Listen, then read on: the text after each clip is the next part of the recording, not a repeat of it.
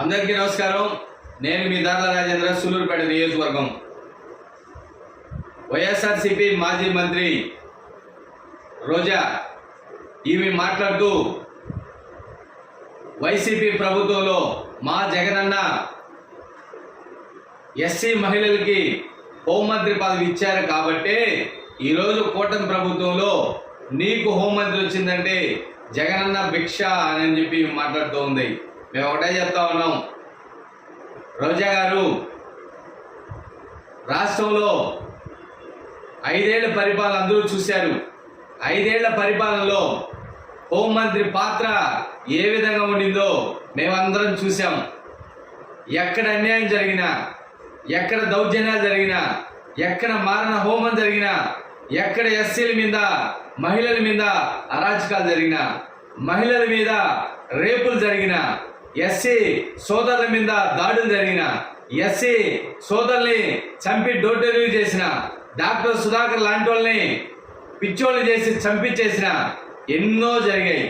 ఏ రోజు కూడా వైఎస్ఆర్సీపీలో ఉన్న మహిళా హోంమంత్రిగా ఉన్న వాళ్ళు ఏ రోజు కూడా వచ్చి ప్రెస్ మీట్ పెట్టి బాధితులకి అండగా నిలబడిన దాఖలాలు ఏదైనా ఉన్నాయా రోజా అని చెప్పి అడుగుతా ఉన్నాం.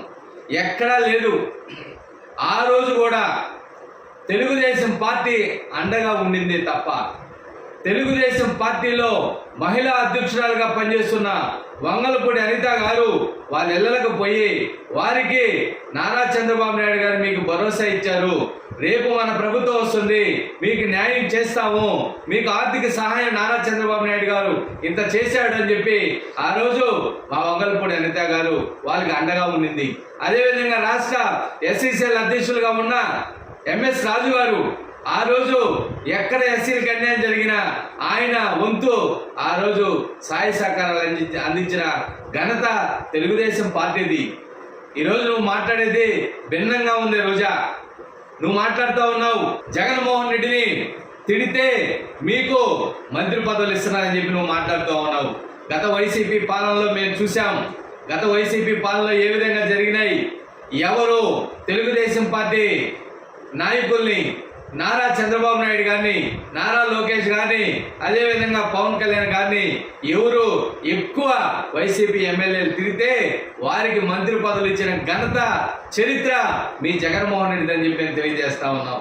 ఈరోజు కూటమి ప్రభుత్వంలో బ్రహ్మాండంగా జనసేన, బీజేపీ, టీడీపీ సారథ్యంలో ఎన్డీఏ కూటమిలో మంత్రి పదవులు కాండించి ప్రతి ఒక్కట కూడా చాలా నీట్గా అభివృద్ధి చేసే పదవులో నడిపిస్తున్న నారా చంద్రబాబు నాయుడు గారు ఏ రోజు కూడా ప్రతిపక్షంలో ఉన్న వైసీపీ జగన్మోహన్ రెడ్డి తిట్టండి, లేదా కొడాల నానిని తిట్టండి, లేదనుకుంటే అంబటి రాంబాబుని తిట్టండి, లేదనుకుంటే పేరుని నానిని తిట్టండి, లేదనుకుంటే ఇంకెవరైనా తిట్టండి, చంద్రబాబు నాయుడు గారు కావచ్చు, నారా లోకేష్ గారు కావచ్చు, పవన్ కళ్యాణ్ గారు కావచ్చు, ఎవరు కూడా స్క్రిప్టులు రాసి వాళ్ళ దగ్గర మాట్లాడించే ఘనత చరిత్ర మాకు లేదని చెప్పి మేము తెలియజేస్తా ఉన్నాం.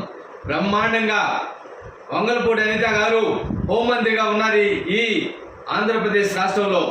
ఎక్కడ అన్యాయం జరిగితే అక్కడికి హోంమంత్రిగా వెళ్ళి ప్రభుత్వం మీకు అండగా ఉంటుంది, మీకు ఎటువంటి భయం లేదు, మీరు ధైర్యంగా రండి, మేమున్నాం మీకు అని చెప్పేసి ఒక భరోసా కల్పిస్తుంది. ఒక మహిళకి అండగా నిలబడుతుంది, ఒక సోదరుడికి చెల్లెలుగా అండగా నిలబడుతోంది. అట్టాటి మా వంగలపూడి అనిత హోంమంత్రి గారిని పట్టుకొని మీరు అన్నదాన్ని మాట్లాడితే రోజా తస్మా జాగ్రత్త, నువ్వు కూడా ఆరుదాం ఆంధ్రాలో 110 కోట్లు అవినీతి చేసిన చరిత్ర నీకు ఉంది. త్వరలోనే సిబిఐ కూడా నీ ఇంటి డోర్ తలుపు కూడా తట్టే రోజులు దగ్గరలో ఉన్నాయి. ఒకరావు ఒళ్ళు అదుపులో పెట్టుకొని మాట్లాడేది నేర్చుకోండి అని చెప్పి మేము తెలియజేస్తా ఉన్నాం. ఈరోజు రాష్ట్రాన్ని అభివృద్ధి చేస్తూ ఉన్నారు.